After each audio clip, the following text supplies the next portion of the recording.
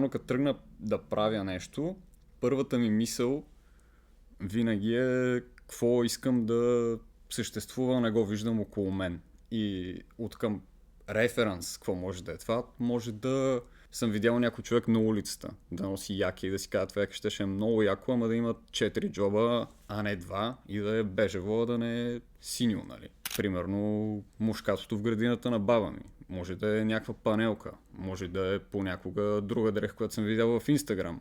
За момента като креативен процес опитвам се да фана нещо, което няма нищо общо и оттам да градя. И реално все едно, като видя нещо, почвам да изолирам някакви парчета. Примерно тази панелка, като я снимам и почвам да скетчвам какво е нещото в нея, което се отразява. Примерно тук това е uneven, тук тия прозорци са яки, това може да е така, така, така. Примерно някакво избирам каква е дрехата, която искам се превърна. Искам ли да стане в тениска или в яки или в панталон или в какво.